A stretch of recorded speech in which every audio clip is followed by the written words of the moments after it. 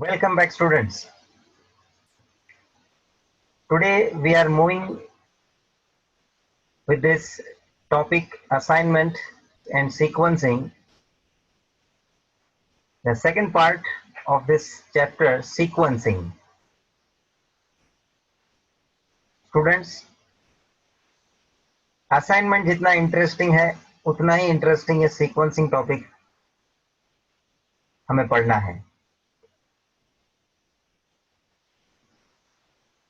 Let us first understand the meaning of this particular topic and this technique, what we are going to study under sequencing. कि जैसे assignment में हमने कुछ हमारा objective जो optimisation का था, मतलब कि कुछ बेस्ट आंसर लाने का जो हमारा ऑब्जेक्टिव था, उसी तरह से सीक्वेंसिंग में भी हमें कुछ ऑप्टिमाइजेशन टेक्निक का इस्तेमाल करना है. Let me give the background about this particular topic. Student, what do you mean by sequence? Sequence means a kind of order, a particular order, or you may say series for doing the job. हमें यहाँ जो ये sequencing topic का study जो करना है, this is management mathematics. As you know, this particular topic is under management mathematics. So under business, this particular analysis, this particular methodology, we are using it. Student, हम काम जो भी करते हैं उसका एक प्रॉपर ऑर्डर होना है. So here it is a specific order to doing the jobs or work or tasks, so that to complete all the job we consume minimum time. ये हमारा ऑब्जेक्टिव होना चाहिए कि हम कम से कम समय में कैसे कंप्लीट करें. And this is nothing but to get the minimum answer is our optimization technique. Optimization means to get the best answer in terms of minimization criteria, that is time factor. Students, हम एक particular example discussion में लेंगे. दो machine दिए हुए हैं. Suppose two machines are given and various jobs we have to do. Job A, job B, job C, job D, etc. etc. etc. अलग अलग जॉब हो सकती है. अब ये जॉब हमें दो मशीन में करनी है और मशीन जो है हमारा M1 एंड M2 उसको उसी ऑर्डर से उस मशीन में करना है. मतलब कोई एक ऐसा प्रोडक्ट हम बना रहे हैं जो मशीन के अंदर उसको हम प्रोसेस करेंगे. पहले मशीन 1 में वो प्रोडक्ट जाएगा, फिर उसके बाद मशीन 2 में प्रोडक्ट जाएगा. जैसे मशीन 1 का काम खत्म हो जाएगा, मशीन 2 का काम शुरू होगा. और उसी तरह से हमें ऐसे कुछ 4-5 जॉब, जितनी भी जॉब हमें करनी है वो हमें परफॉर्म करके कंप्लीट करनी है. Now student, very important part here to notice that जो जॉब हम यहाँ पे परफॉर्म करने के लिए ले रहे हैं, क्या हमने उसका कोई पर्टिकुलर ऑर्डर नक्की किया है कि भाई हम ए जॉब पहले करेंगे, सी जॉब सेकंड लेंगे, डी जॉब थर्ड करेंगे और फोर्थ लास्ट में हम लोग डी जॉब परफॉर्म करेंगे. Is there any order? You can arrange them in a specific order. कि नहीं भाई पहले ए जॉब ही होना चाहिए, फिर बी जॉब होना चाहिए, फिर सी जॉब. अलग अलग ऑर्डर हो सकता है. Please, order of the jobs, for example, it can be A, C, D, B. It can be A, B, C, D. It can be B, C, D, A, etc., etc., etc. There can be many such orders you can consider for performing the jobs. पहले कौन सा करूं, बाद में कौन सा करूं, उसके बाद में कौन सा करूं? भाई साहब, ये जो हमें ऑर्डर नक्की करना है वो जॉब परफॉर्म करने का वही एक ऐसा ऑर्डर होना चाहिए जिससे कि चारों की चारों जॉब जब हम कंप्लीट कर लें तो उससे जो हमें टाइम लगे वो कंज्यूम मिनिमम होना चाहिए. I have written in this definition that sequence means particular order, that is series, for doing jobs so that to complete the jobs, all the jobs, we must consume minimum time, or you may say least time. भाई साहब, चार job ही करना है, लेकिन आप वो दो machine का उपयोग करके चार जॉब खत्म तो कैसे भी कर सकते हो, कोई भी ऑर्डर से कर सकते हो. But I don't want any order to be performed. I want that order should be performed which gives me minimum consumption of time, because time is money. एक एग्जांपल हम लेते हैं, आपको ये बहुत इंटरेस्टिंग लगेगा.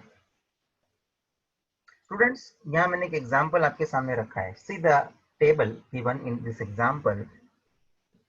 There are two machines, as I just discussed. I have two machines, and let me give an example for a book publishing company where the major job is as a printing work and then binding work. When the book is prepared, there are major two work they are doing with the help of machines. Printing का machine होता है, bulk quantity में printing चलता है.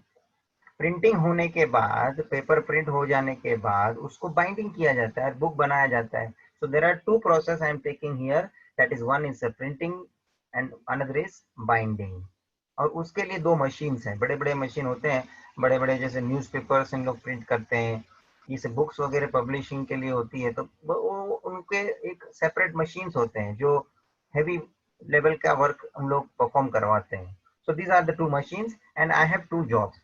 In job, suppose if you understand, now in this publishing industry, the job is to print and to bind the books. उन लोगों को book बनानी है, तो बुक बनाने का काम वो उनके लिए जॉब है. For instance we take a job is to make book of maths. Let's say B job we can consider for making a book for subject accounts, etc., etc. There can be many jobs.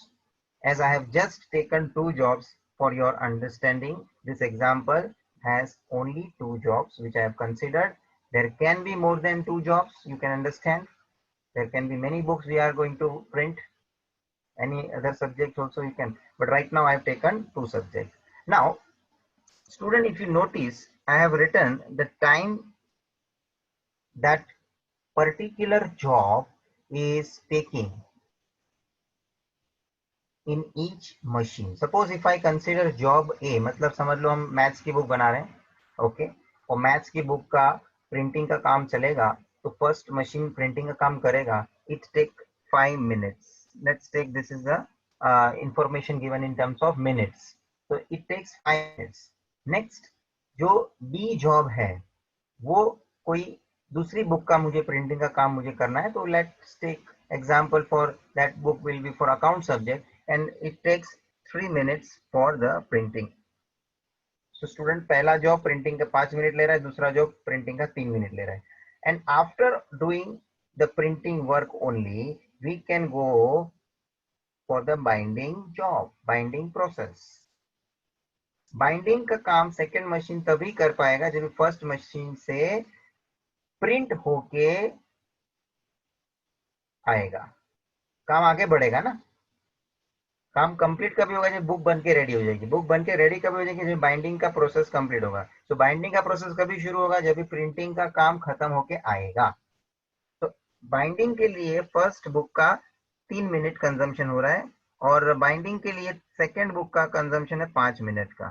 Let's say this is an example, time given in minutes for 2 books to be printed and binding process is to be done. Overall ये हमारे पास data है. Now let's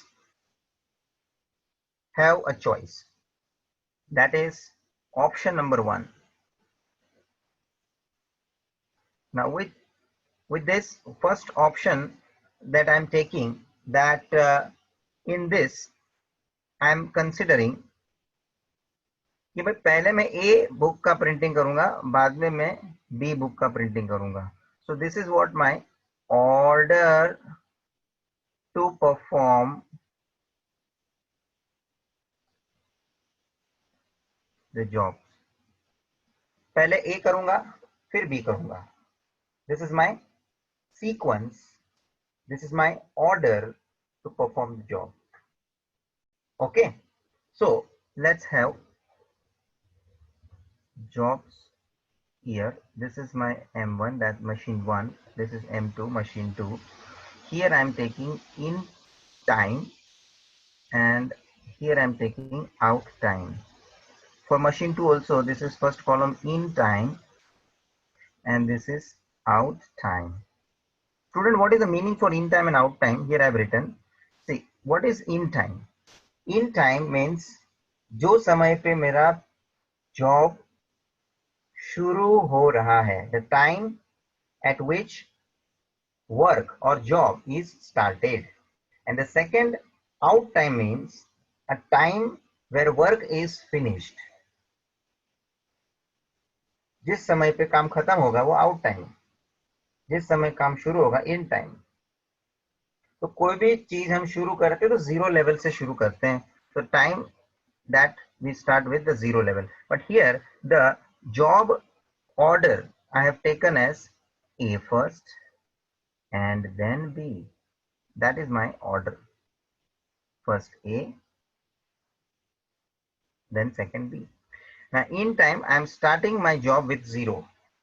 Counting कभी भी शुरू 0 से होता है ना, 0 से मैं शुरू करूंगा. Now let us see the question here.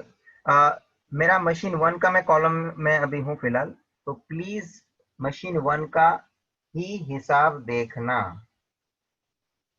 Question में देखो, मशीन 1, मैं मशीन 1 में हूं और जॉब ए में हूं. तो सी द डेटा, मशीन 1 में जॉब ए के लिए कितना समय कंजम्पशन हो रहा है? 5 मिनट. तो 0 से स्टार्ट करो, 5वें मिनट पे आप आके रुक जाओ, क्योंकि 5वें मिनट पे मेरी वो जॉब क्या होने वाली है? खत्म होने वाली है. So I will be stopping at 5th minute because on 5th minute my first job A in machine 1 is going to be completed.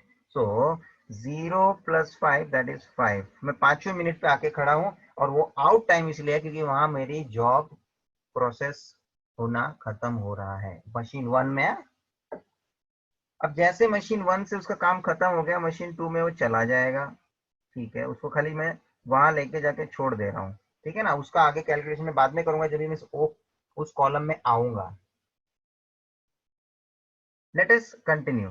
5वें मिनट में मशीन 1 का पहले ए जॉब का प्रोसेस खत्म हो जा रहा है. Machine 1 A job completed. Machine 1 now at 5th minute going to start next job B, क्योंकि मशीन 1 का ए जॉब का काम खत्म हो गया है, तो बी जॉब का काम वो शुरू कर सकता है machine 1. So at 5th minute my machine 1 will start next job. अब नेक्स्ट जॉब बी मशीन 1 में ही हूं मैं अभी. जॉब बी में कितना समय ले रहा है? जॉब बी प्रोसेस करने के लिए 3 मिनट ले रहा है. So let us add 3 more minutes in this 5th minute. So 5th minute plus 3 more minute will give you 8. So at the end of 8 minute, listen carefully, at the end of 8 minute, machine 1 has finished processing both the jobs. Are you understanding? Now coming to this machine 2 column, because अभी मेरा machine 1 का पूरा कार्यक्रम खत्म हो गया है, machine 2 का मैं शुरू कर रहा हूँ। मशीन 2 में इन टाइम आके खड़ा है 5 मिनट, 5th मिनट पे मशीन 2 का शुरू हो जाएगा काम करना, क्योंकि उसने मशीन 1 ने वो जॉब करके आगे फॉरवर्ड कर दिया ना। तो भाई ये लो मेरा काम हो गया, पास ऑन करते हैं ना हम लोग काम, मेरा काम हो गया, आप अभी आपका काम चालू करो, मेरा काम हो गया, आप अब आपका काम शुरू करो। मशीन 1 ऐसा ही बोल रहा है, मेरा काम हो गया, मशीन 2 लो अभी तुम तुम्हारा काम करो। होता है कि नहीं? Pass on, passing on off the work.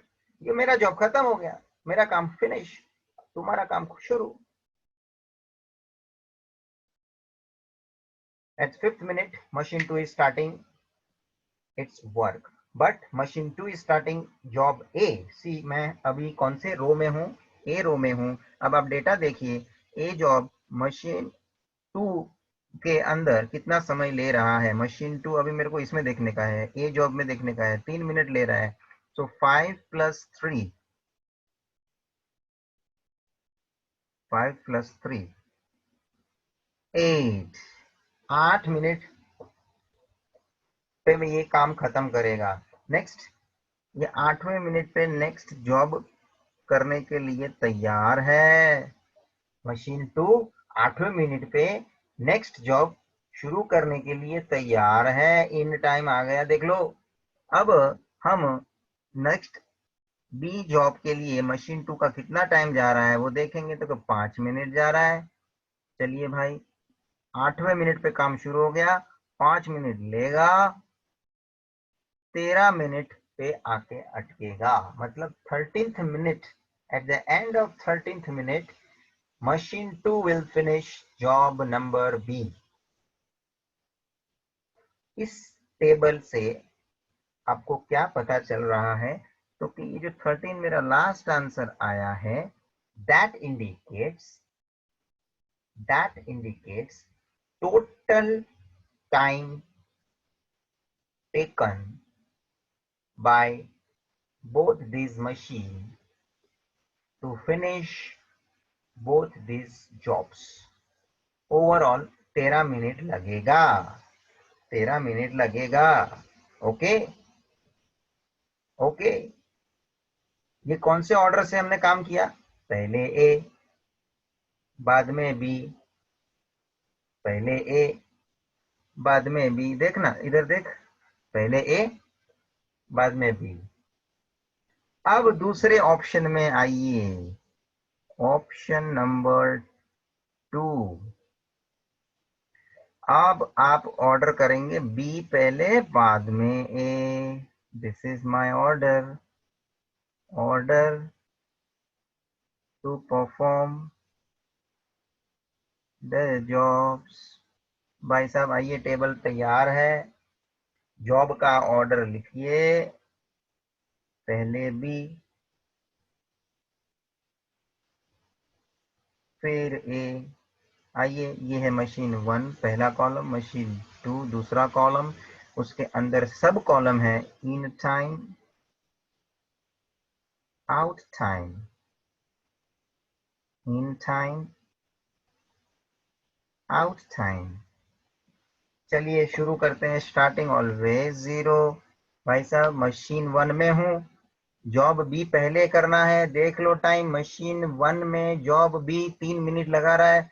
3 minute, 0 से काउंटिंग शुरू करिए। At the end of 3rd minute I will complete this job and I will come to the next job. 3rd minute पे जॉब सेकंड जो ए है वो शुरू हो जाएगा M1 में। सी M1 ए जॉब 5 minutes, 3 + 5 8। कैसे आया? 3 + 5 आया कि नहीं भाई साहब? अब हम यहाँ देख लो, तीसरे मिनट पे M1 ने अपना काम खत्म करके M2 को पास ऑन किया था, ये भी आगे बढ़ेगा। यहाँ से हम मशीन 2 पे आ जाते हैं। मशीन 2 का भी शुरुआत करिए पूरा कार्यक्रम। बी जॉब है पहला, मशीन 2 का देख लो बी जॉब कितना टाइम लगा रहा है, 5 मिनट। मशीन 2 में बी जॉब 5 मिनट लगा रहा है, तो 3 + 5 8, 3 + 5, दैट इज 8। 8वें मिनट पे नेक्स्ट जॉब शुरू करेंगे। 8वें मिनट पे नेक्स्ट जॉब, मतलब जॉब ए शुरू करेंगे। मशीन 2 में है हम, मशीन 2 में है हम।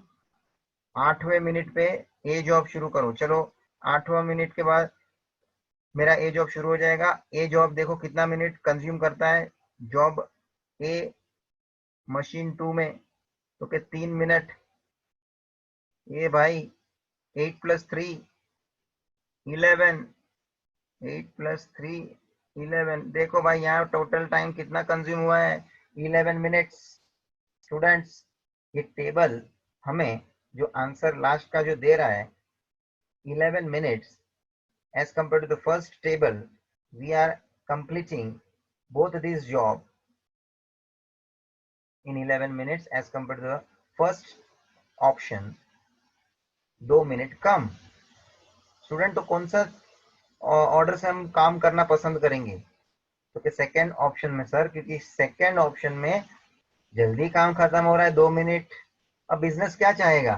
Business always thinks to have minimization of time, because बचे हुए टाइम में वो और एक्स्ट्रा काम कर सकता है। बिजनेस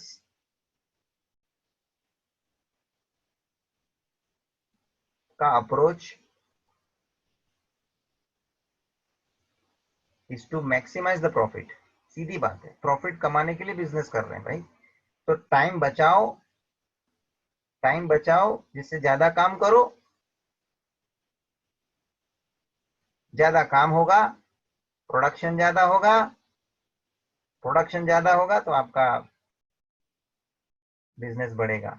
फाइन, अल्टीमेटली मुझे आगे ज्यादा नहीं आपको एक्सप्लेन करना है, but with this particular example you can notice that जिस ऑर्डर से मुझे कम समय में काम खत्म करने मिलता हो उसी ऑर्डर को मैं फॉलो करूंगा। I will not follow the order of job performance A to B, I will follow B to A. पहले बी बाद में ए, ये ऑर्डर से मैं जाना चाहूंगा। Any manager will handle his process in such a way, उसके पास ये सब टेक्निक होनी चाहिए। इसको हम ऑप्टिमाइजेशन टेक्निक बोलते हैं। ऑपरेशन रिसर्च जो सब्जेक्ट है, जिसको हम मैनेजमेंट मैथमेटिक्स बोल रहे हैं, इसका नॉलेज होना चाहिए, ताकि फैक्ट्री में बिजनेस के अंदर ये सब चीज का एप्लीकेशन करके बिजनेस में किस तरह से हम काम करें ताकि हमको बेनिफिट हो। नहीं तो कैसे भी काम करो ना सर, काम तो करना ही था, काम खत्म हो गया। देखो ना 13 मिनट में भी काम कंप्लीट करके लिया है हमने, दोनों जॉब ए और जॉब बी दोनों कंप्लीट करा है हमने। But when anybody is completing that same job, both the jobs in 11 minutes, one can say that efficiency is more। जो मैनेजर efficient ज्यादा होगा, ये उसका एग्जाम्पल है। he will see, he will find out how to handle the jobs, how to, you know, decide the order to do the job, and once he is deciding he is going to apply this। उसको पता है ये sequence से हम काम लेंगे तो answer मेरे को जो टाइम लगने वाला है मिनिमम टाइम में ही होगा। he will be sure at that point of time। so how to, now in practical question, now what our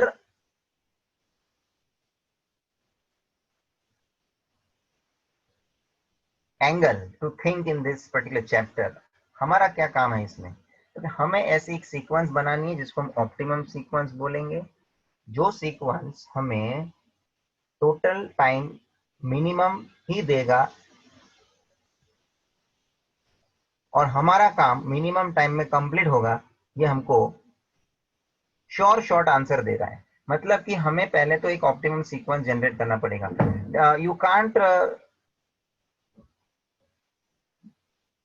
have trial and error for each and every sequence. तो चलो sir हम लोग के पास अभी तो मैंने 2 जॉब लिया है, students, if I have more than 2 jobs, तो मेरे को बताइए ये जो जॉब प्रोसेस करने की जो अलग अलग सीक्वेंस होगी कितनी सारी हो जाएगी, कितने सारे ऑप्शंस बनेंगे।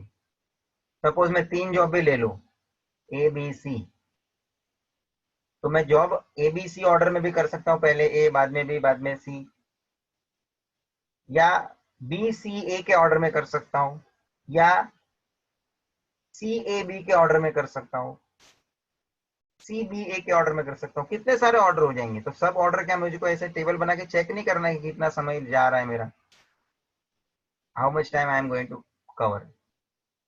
No, first you give a particular sequence, जो ऑप्टिमम सीक्वेंस आपको बनाना है फर्स्ट, एंड उस ऑप्टिमम सीक्वेंस के आधार पे, जिसको हम बोलते हैं a sequence that is order to perform the jobs, we should get minimum time to complete all the jobs। हमें सभी जॉब को कंप्लीट तो करना ही है, कैसे ना कैसे करना है, ऐसा बात तो समझ के लेना है। लेकिन भाई सभी का अपना अपना एंगल है सोचने का। आप ऐसे ऑर्डर से जॉब परफॉर्म करेंगे जिससे कि टोटल टाइम उसका आपका जो कंजम्पशन का होगा वो मिनिमम हो। स्टूडेंट्स, हम आगे बढ़ते हैं।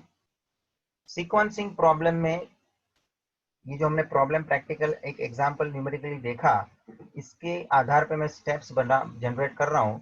ये पूरा प्रॉब्लम मैंने सॉल्व करने में 2 स्टेप को फॉलो करना है। First step you to first get an optimum sequence, getting an optimum sequence, ये मेरा पहला स्टेप है। आप मुझे ऑर्डर बताओ किस ऑर्डर में जॉब करेंगे। तो मैंने आपको बताया बी ए से करो, पहले बी बाद में A, that is my answer for optimum sequence, that what sequence to be followed so that total time consumption should come minimum। एक बात। स्टेप नंबर सेकेंड, अच्छा आपने वो सीक्वेंस लेने के बाद, जैसे मैंने ए बी एक ऑर्डर का सीक्वेंस नक्की किया, फिर बी ए ये दूसरा किया, उसके बाद मैंने किया क्या, तो कि ये टेबल बनाया। ये टेबल को हम बोलते हैं वर्क टेबल। क्या बोलते हैं? Work table. ये जरूरी है बनाना। यहाँ पे भी मैंने ये जो बनाया टेबल, इसको भी हम बोलेंगे work table. Work table is required. जहाँ वर्क टेबल नहीं बनाएंगे तब तक ये फाइनल आपका आंसर 13 या यहाँ पे 11 जो आया, वो लास्ट आंसर आपका मिलेगा नहीं आपको। So this work table is essential. So therefore, second step is all about prepare work table. It gives value in time that we need to consume. Here we have written it gives value in terms of time. हमको answer time के unit में मिल रहा है, that we need to consume to finish all the jobs which will be minimum time, और वो answer हमारा minimum ही होना है क्योंकि वो ऑप्टिमम सीक्वेंस है, and optimum sequence always gives you minimum answer in case of minimization problem, and we have considered time factor, that is definitely for minimization approach. That is how much total time we have to consume, that answer we get from this work table। Student, ये work table में से हमको answer मिलेगा जिससे हम पूरा काम खत्म करने वाले हैं, जो मिनिमम ही होगा। Now student, next we are moving towards terminology. Terminology मतलब जो टर्म्स वगैरह हम यूज करेंगे इस टॉपिक में, उसके शब्द ये आपको मालूम होने चाहिए। जैसे वो क्रिकेट वगैरह में खेलने में लोग यूज करते हैं ना, नो बॉल वाइट बॉल, होता है कि नहीं? तो ये नो बॉल वाइट बॉल हमको मालूम है तो हम समझते हैं क्या है भाई। लेकिन कोई किसी को क्रिकेट के बारे में जरा भी जानकारी नहीं हो, उसको बोलेगा भाई ये नो बॉल वाइट बॉल क्या है, वो उसको मालूम नहीं कुछ, वो पूछेगा भाई ये सब क्या बोल रहे हैं लोग, नो बॉल वाइट बॉल ऐसा सब। तो जिनको मालूम नहीं उसकी टर्मिनोलॉजी, वो टर्मिनोलॉजी से उसको फिर पता नहीं, जिनको मालूम है वो सब समझ लेगा, अरे हाँ ये वाइट बॉल है, ये नो बॉल है। तो terminology is specific terms which we are using to understand the topic, to understand the concept, and those terminologies in which first one is I've written total elapsed time. क्या बोला है ये? total elapsed time. इसका मतलब क्या होता है? अच्छा, पहली बात, इसको हम लोग डिनोट करते हैं कैपिटल लेटर टी से, लिखा है. So it is a time to complete all the job. अरे जितनी भी जॉब दी है भाई साहब, सभी जॉब को कंप्लीट करने का, पूरा जॉब को हम खत्म करेंगे. वो खत्म करने में टाइम कितना जाएगा? That complete all the jobs with the help of optimum sequence. अरे भाई, ये टाइम का कंजम्पशन का हमारे को टोटल कैलकुलेशन करके कभी मिलना है जब भी हमको ऑप्टिमम सीक्वेंस मिलना है. वो हमने ढूंढा ना, ए बी या बी ए, तो ऑप्टिमम सीक्वेंस बना बी ए. तो बी ए के हिसाब से जो टेबल बना, उससे मुझे जो मिनिमम टाइम मिला वो टोटल 11 मिनट का आंसर मिला ना, जो 11 minutes. This is one.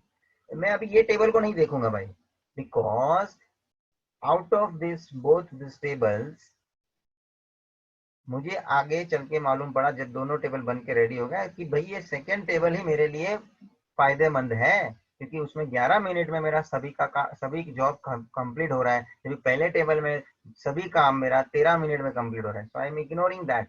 I am going to consider the second table because it gives me minimum answer. And therefore this order B A, जैसे मैंने काम करने का ऑर्डर नक्की किया था, पहले बी और बाद में ए, ये जो सीक्वेंस बना है, ये जो सीक्वेंस है, इसको हम ऑप्टिमम सीक्वेंस बोलेंगे.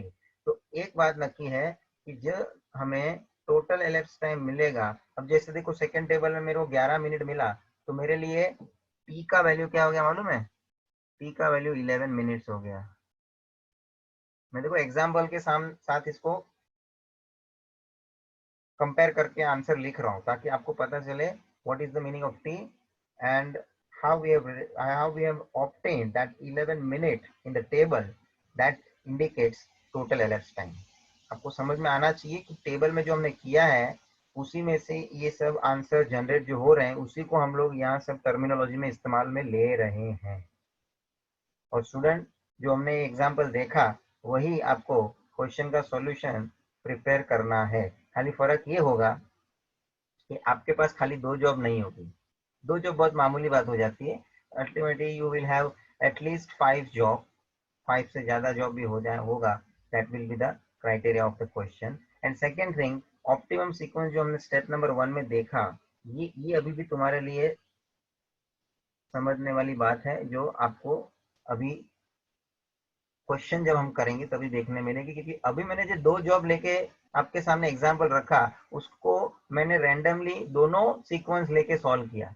लेकिन भाई साहब, जब हमारे पास इतनी सारी जॉब होगी, 5 जॉब 6 जॉब, तो क्या उसमें हम लोग ट्रायल एरर करके सब सीक्वेंस चेक करने नहीं बैठेंगे कि चलो भाई साहब सीक्वेंस चेक करते हैं, सभी का वर्क टेबल बनाते हैं, सभी में से वो देखेंगे टाइम कितना मिलता है, फिर चेक करके देखेंगे मिनिमम टाइम किसका आ रहा है. ऐसा हम नहीं करने बैठेंगे. हम एक सीक्वेंस डेवलप कर लेंगे जो मिनिमम आंसर देगा, और वही सीक्वेंस से आगे बढ़ेंगे ताकि वो आंसर मिनिमम ही मिलेगा, है कि नहीं? तो वो मिनिमम आंसर लाने के लिए जो ऑप्टिमम सीक्वेंस हमें लानी है, वो कैसे लानी है, how to bring this optimum sequence, ये पार्ट अभी भी तुम्हारे लिए समझना बाकी है. मगर स्टेप में मैंने इसलिए दिखा दिया क्योंकि ये पहला काम है आपका, वो पहले आपको फॉलो करना है. So that way we are going to deal with that particular optimum sequence first, and then we make this type of table which we call this work table. That is the second step, and from that work table we finally get a 11 minute in that example that we call as total elapsed time, which is denoted by capital letter T. Coming to the second point, second term, that is called idle time. What do you mean by idle time? Idle time means जितना समय machine बिना काम का ऐसे ही बंद पड़ा बैठा हुआ है. आप समझ रहे हैं मैं क्या बोल रहा हूँ? मतलब उस पर कोई जॉब प्रोसेस नहीं हो रही है. अब समझो कुछ काम नहीं होता है तो हम भी ऐसे बैठे रहते हैं ना, भाई कुछ काम नहीं है तो हम बोलते हैं हम आइडल बैठे हैं. वैसे ही मशीन के अंदर कोई भी जॉब जब प्रोसेस नहीं हो रही होती है तब मशीन ऐसे ही बंद बड़ा बैठा है, उसको हम बोलते हैं आइडल बैठा है। Machine having no work that much time period is idle time. जितना समय मशीन बिना काम का पड़ा है उतने टाइम को हम आइडल टाइम बोलेंगे। So here I have written, और ये दोनों मशीन के लिए फाइंड आउट होगा, idle time for machine 1 and idle time for machine 2। अब आप जरा शांति से समझ लेना। मेरे एक एग्जांपल में जो मैंने वर्क टेबल बनाया, जो सेकंड वाला मैं वर्क टेबल अभी बताऊंगा, क्योंकि पहला वाला वर्क टेबल तो मैं अभी देखना नहीं चाहता क्योंकि उसमें 13 मिनट ज्यादा समय लग रहा है। ऑप्टिमम आंसर जो मुझे मिल रहा है 11 hours 11 minutes, that is only my final answer and वही टेबल मैं कंसीडर करूंगा। अब आप मुझे बताइए, सबसे पहले मैंने मशीन 1 से काम करना शुरू करा क्योंकि बट ऑब्वियस है, पहले प्रिंटिंग होता है बाद में बाइंडिंग होता है, कोई बाइंडिंग पहले नहीं करेगा। तो मशीन 1 का काम जब 3 मिनट तक चला, तब मशीन 2 उतने टाइम 3 मिनट तक आराम से बैठा था, क्योंकि वो 3 मिनट कंप्लीट करके वो काम प्रिंटिंग का जब मेरे पास बाइंडिंग मशीन में नहीं आएगा तब तक बाइंडिंग मशीन चालू नहीं होगा। तो 3 मिनट तक उसने राह देखा, किसने? बाइंडिंग मशीन ने 3 मिनट तक राह देखा कि भाई वो प्रिंट होके आवेगा तो मैं मेरा प्रोसेस बाइंडिंग का शुरू करूंगा, तब तक मुझे तो कोई काम नहीं है भाई। तो यहाँ मुझे देखना पड़ रहा है कि 3 मिनट का जो समय है मशीन 2 के लिए आइडल टाइम है। बैठ रहा है प्रैक्टिकली, ये आपको टाइम के हिसाब से यहाँ टेबल में मैं दिखा भी रहा हूँ कि यहाँ मैंने जब भी मशीन 1 को शुरू किया 3 मिनट उसने पहले पूरा काम खत्म किया, फिर तीसरे मिनट से नेक्स्ट मशीन में उसने जॉब को ट्रांसफर करा। तो सेकेंड मशीन 2 जो है वो 3rd मिनट पे उसने काम करना शुरू किया, 3 मिनट तक उसने कुछ काम नहीं किया था, तीसरे मिनट पे उसने काम शुरू किया, मतलब 3 मिनट स्टार्टिंग के उसका आइडल टाइम में आएगा। आपको एक एग्जांपल बताया व्हाट इज आइडल टाइम। ऐसे ही बैठे रहना विदाउट एनी जॉब, कोई काम बिना हम ऐसे ही बैठे रहे तो आइडल टाइम है। हाँ, अब आप साथ में सामने टेबल है तो मैं और एक बात बता दूं। अब आपको ऐसा लगेगा सर मैं मशीन 2 का आइडल टाइम बताया, मशीन 1 का आइडल टाइम कैसे हो जाएगा? यहाँ देख लीजिए, मशीन 1 का जरा देखो तो फाइनल कितने समय पे उसने अपना काम खत्म कर डाला। तो कि देखो सर, आपके टेबल में ए जॉब उसने सेकंड चालू किया था और 3rd मिनट पे उसने ए जॉब शुरू किया, 8वें मिनट पे उसने ए कंप्लीट कर दिया 8वें मिनट पे। अब 8वें मिनट पे उसने जॉब कंप्लीट कर लिया। अब सुन से, जब यहाँ मशीन 1 का काम खत्म हो गया है तब मशीन 2 का काम उसके बाद आगे चल रहा है। तो जितना समय मशीन 2 का काम अभी भी बाकी है, चल रहा है, कब तक चलेगा? तो okay, सर यहाँ देखो अब 11वें मिनट तक चलेगा। Okay, understand. मशीन 2 में फाइनल 11वें मिनट पे काम सब खत्म हो जाने वाला है, लेकिन 8वें मिनट पे यहाँ मशीन 1 का काम तो खत्म हो गया था। तो 8 मिनट के बाद 11वें मिनट तक मशीन 1 के पास कोई काम नहीं था, देख लो। मतलब 8वें मिनट पे उसने काम अपना खत्म करके वो बैठा रहा, कब तक? 11वें मिनट तक। क्योंकि दोनों काम कंप्लीट कभी बोला जाएगा जब भी दोनों मशीन ने अपना काम खत्म किया हो। तो मशीन 1 ने काम खत्म कर दिया, इसका मतलब ये नहीं कि दोनों जॉब कंप्लीट हो गए। मशीन 2 का काम बाकी है ना। तो मशीन 2 का काम 11वें मिनट पे खत्म हो रहा है, तो 8 मिनट के बाद 3 मिनट मशीन 1 को ऐसे ही आइडल बैठा रहना पड़ रहा है, देख लो। And that is the 3 minute duration is idle time for machine 1. So here you can notice, because example is ready, we have done, and therefore this is the idle time. Now I have already explained, and ये जो idle time ढूंढने का है ना, एक formula है।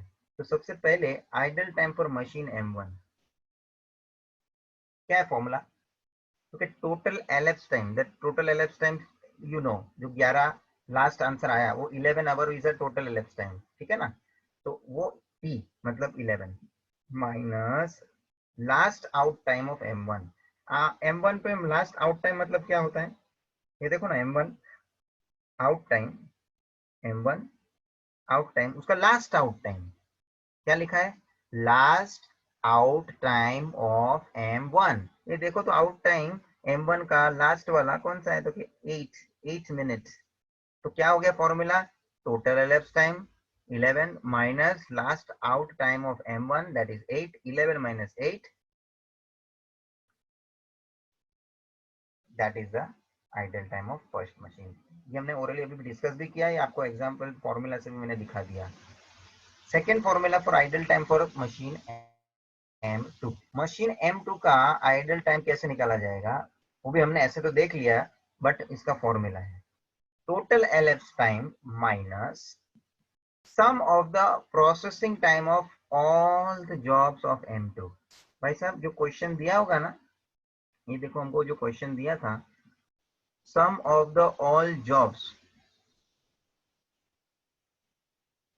सम of the processing time of all job of M2। M2 का जरा देखो तो प्रोसेसिंग टाइम, ये रहा 3 + 5 8।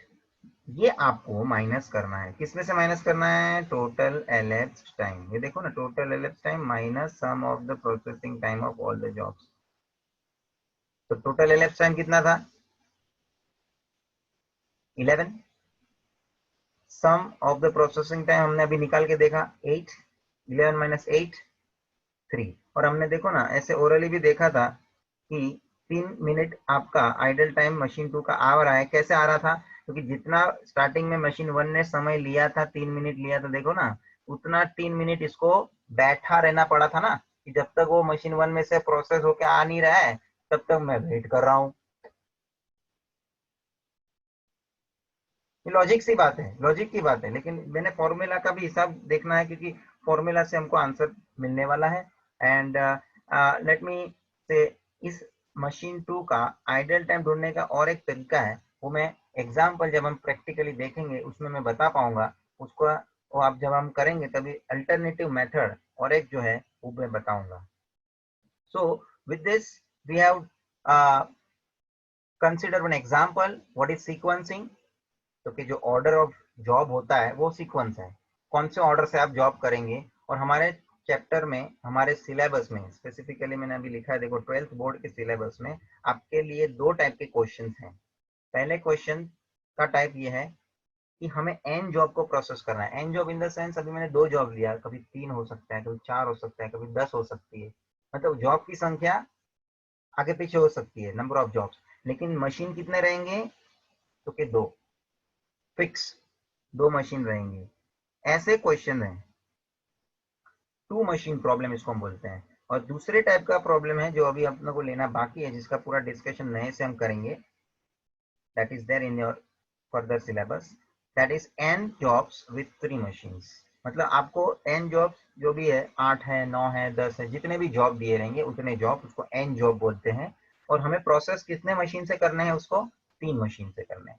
तो 3 मशीन के बेसिस के ऊपर 3 मशीन प्रॉब्लम जिसको हम बोलते हैं वो होगा, that we will see later on. तो स्टूडेंट, ये जो चैप्टर में हम लोग सीक्वेंसिंग करने वाले हैं, let me just recap the whole part. It is an order to process the job, and you have to take that order so as the total time to finish the jobs should be minimum. That is our optimization approach to bring minimum time to complete all the jobs.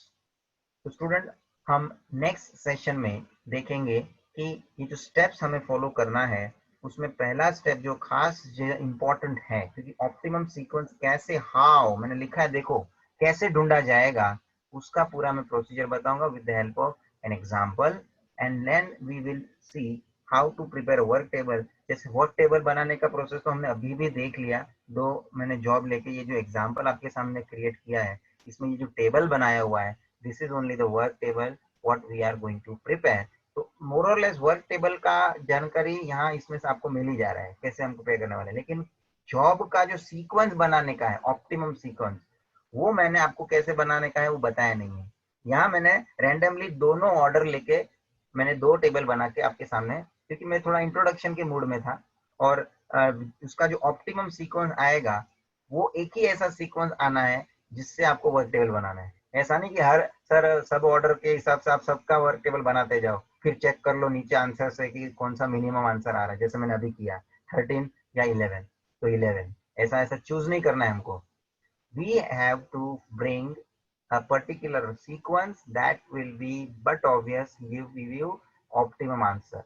वो हमें optimum देना ही है, वैसा ही sequence हमें obtain करना है। So that has a procedure, and उसका process क्या है that we will see in the next session. Thank you friends.